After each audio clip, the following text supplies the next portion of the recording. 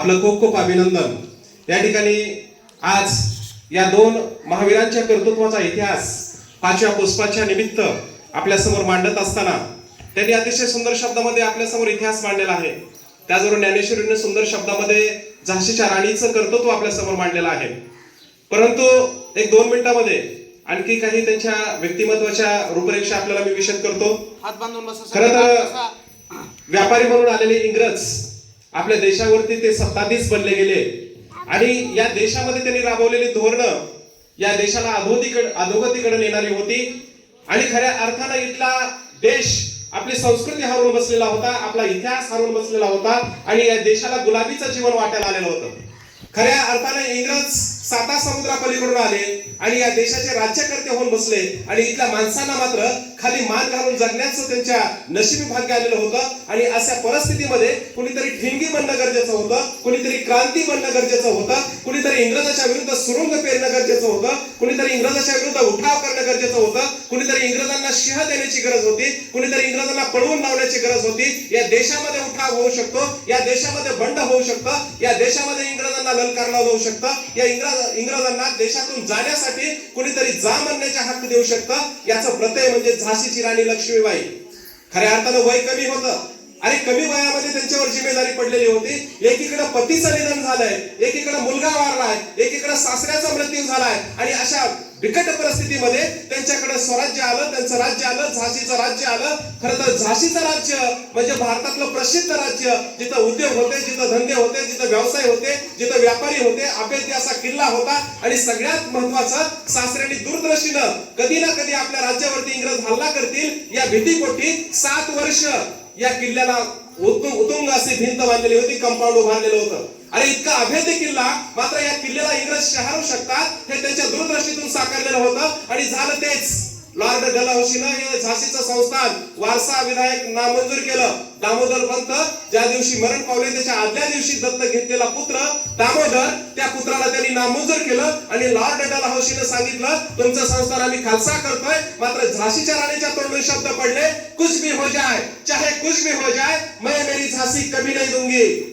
खरं तर राणीच्या तोंडातून बाहेर पडलेले एकच वाक्य, मात्र या एका वाक्यानं अखंड हिंदुस्थानमध्ये हाहाकार माजवला, अखंड हिंदुस्थानमध्ये प्रेरणा देण्याचं काम केलं। या मातीमध्ये असणारे झाशीच्या राणीसारखे शेकडो राज्य, त्या राज्यांना कळून चुकलं की आपलं संस्थान सुद्धा इंग्रजांना खालसा करू द्यायचं नाही, आपलं संस्थान सुद्धा इंग्रजांना द्यायचं नाही। मग ते साताऱ्याचं संस्थान असेल, कोल्हापूरचं असेल किंवा लखनौचं असेल किंवा पश्चिम बंगालमधली शेकडो संस्थान असतील, इथल्या प्रत्येक राजाला या ठिकाणी इंग्रजांच्या विरुद्ध बंडाची त्या ठिकाणी प्रेरणा मिळाली। ती 23 वर्षीय झाशीच्या राणीकडून। झाशीच्या राणीचं वाक्य प्रत्येकाच्या कानावरती पडत होतं, कुछ भी हो जाए मैं मेरी झांसी नहीं दूंगी। अरे 23 वर्षाची एक स्त्री म्हणते मी माझं संस्थान देणार नाही, काही झालं तरी चालेल। आणि त्यांच्या एका वाक्यानं एवढंच नव्हे तर झाशीची राणी पत्र लिहून आसपासच्या सगळ्या राजांना सांगते इंग्रजांच्या विरोधात आपण एक झालं पाहिजे, आपली एकी निर्माण झाली पाहिजे।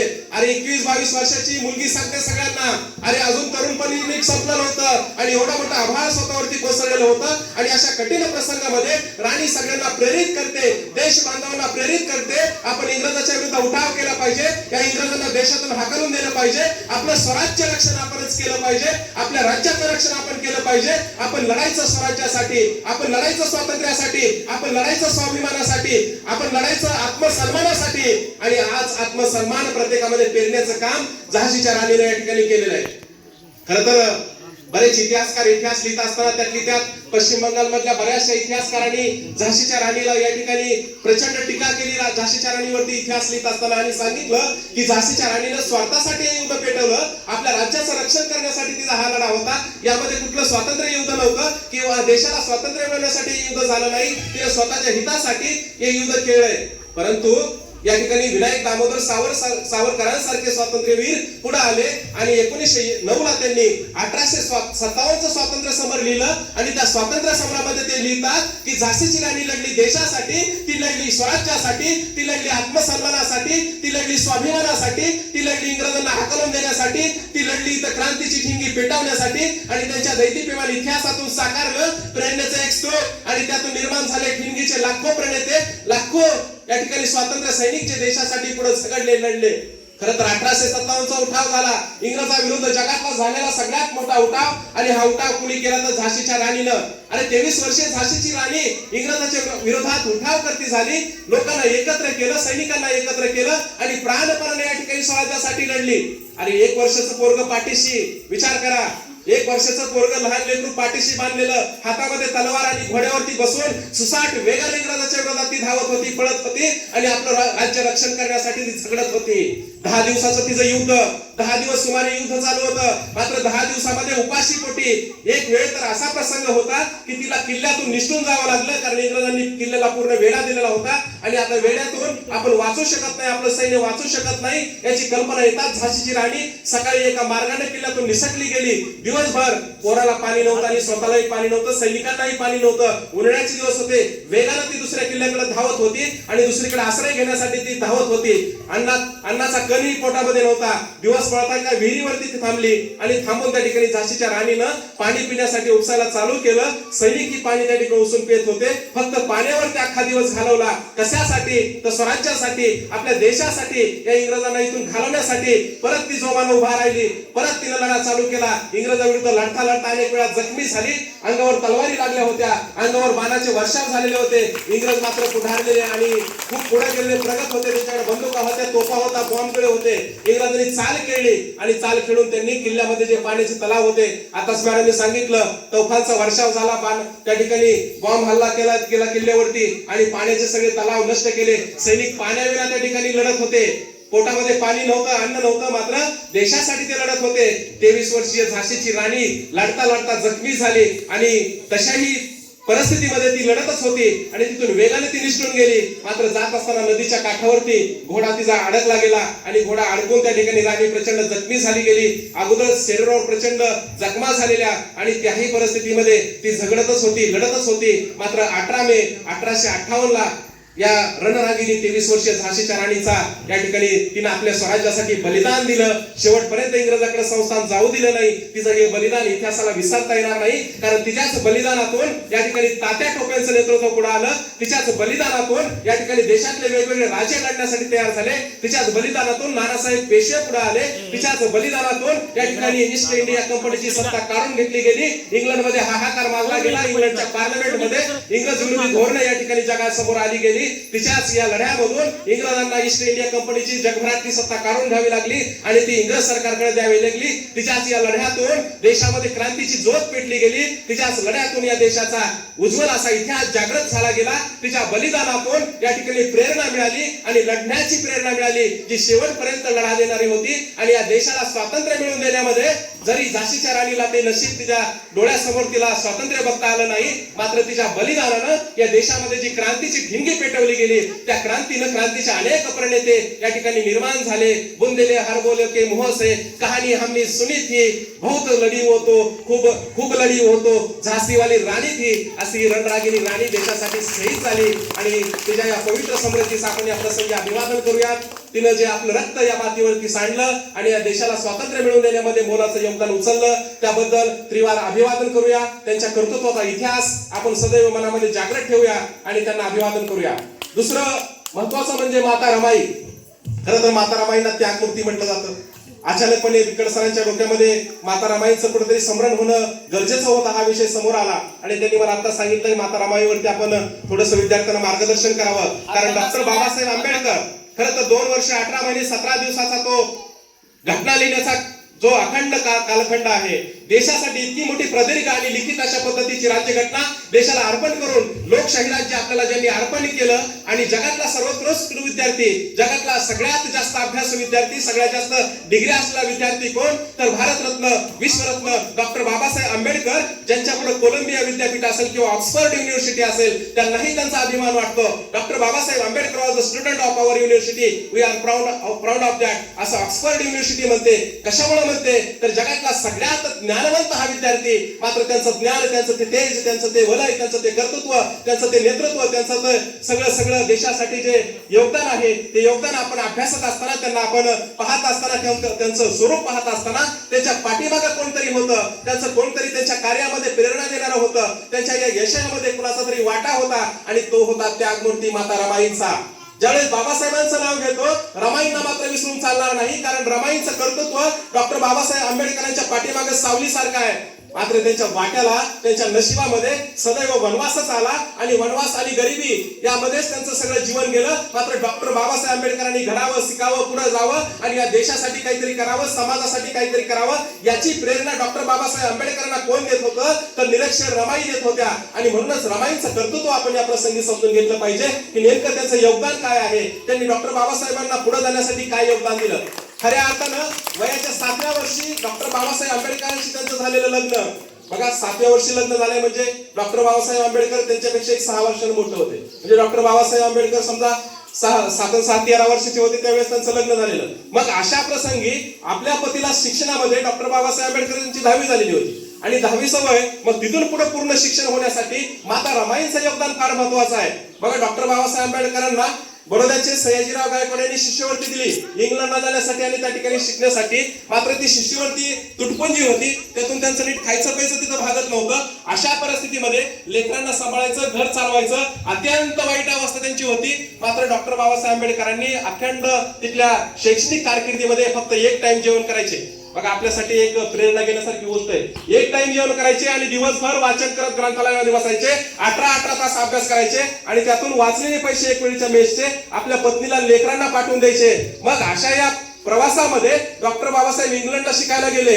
मात्र पाठीमागे काय काय झालं हे आपण इतिहासामध्ये वाचत नाही आणि कुठेतरी माता रमाईंचं कर्तृत्व विसरून जातो. अरे पाठीमागे काय काय घटना झाल्या. डॉक्टर बाबासाहेब आंबेडकर इंग्लंडला गेले. आजच्या सारखा मोबाईल नव्हता, तार यंत्रणा नव्हती, त्या काळात निरोप मिळणं फार अवघड गोष्ट होती. डॉक्टर बाबासाहेब आंबेडकरांचा मोठा मुलगा ताप येऊन त्याला दवाखान्यामध्ये जायला पैसे नव्हते म्हणून तो मरण पावला.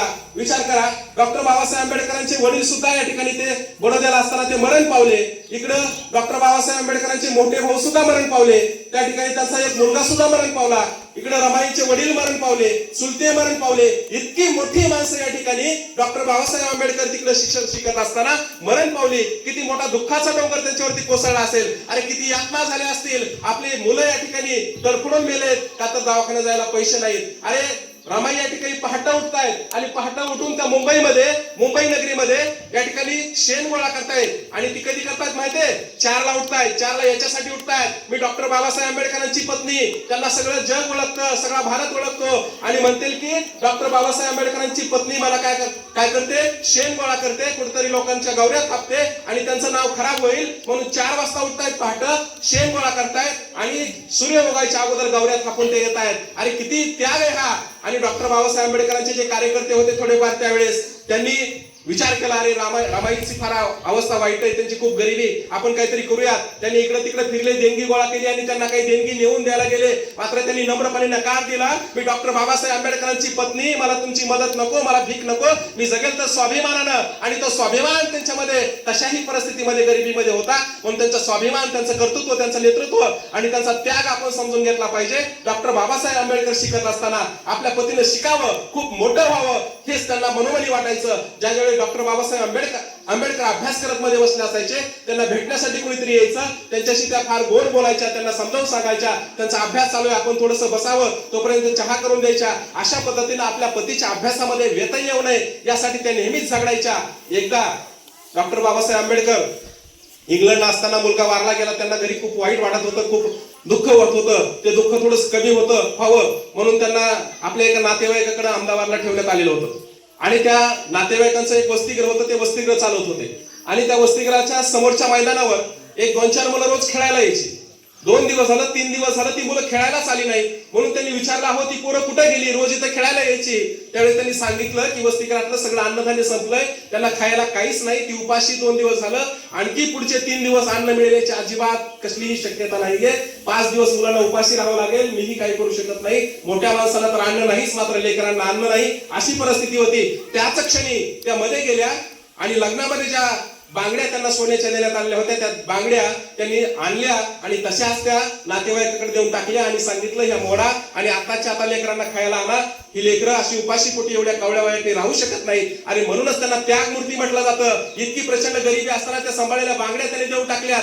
अरे डॉक्टर बाबासाहेब आंबेडकर ऑक्सफर्ड युनिव्हर्सिटीमध्ये बॅरिस्टर झाले आणि ते परत आले, त्यांना सगळं जग ओळखू लागलं आणि भारतामध्ये त्यांचं फार मोठं स्वागत होणार होतं, सत्कार होणार होता. मुंबईमध्ये फार मोठ्या संख्येने कार्यकर्ते डॉक्टर बाबासाहेब आंबेडकर येणार, बॅरिस्टर होऊन आले, डॉक्टर होऊन आले, म्हणून त्यांचा सत्कार करण्यासाठी या ठिकाणी गेटवे ऑफ इंडियावर थांबलेले होते. त्यांचा सन्मान करायचा होता, त्यांचा सत्कार करायचा होता. अगदी पहाटेपासून बोटीची सगळेजण वाट पाहत होते. मात्र माता रामाईंच्या कानावरती वार्ता आली होती की बाबासाहेब येणार आहेत, माझा पती येणार आहे, शिकलेला सवरलेला जगातला सगळ्यात विद्याविभूषित पती माझा येणार आहे आणि त्याच्या सत्कारासाठी मला जायचंय. मात्र अंगावर घालण्यासाठी साडीच नाहीये, रात्रभर त्या झोपल्याच नाही. अरे कसं जावं, फाटके सगळे बोळ पडलेले साडीला. अशा वेशामध्ये गेले तर सगळे लोक म्हणतील डॉक्टर बाबासाहेब आंबेडकरांची पत्नी अशी, आणि म्हणून माझ्याकडे सगळे उत्सुक बुद्धीने बघतील, बाबासाहेबांचं नाव कुठेतरी कमी होईल असं त्यांना वाटत होतं. रात्रभर त्या झोपू शकल्या नाही, डोळ्यामध्ये अश्रू होते. मात्र त्याच क्षणी 2-3 वाजता त्यांच्या डोक्यामध्ये कल्पना आली, अरे ज्यावेळेस डॉक्टर बाबासाहेब आंबेडकर 10वीला महाराष्ट्रामध्ये पहिले आले होते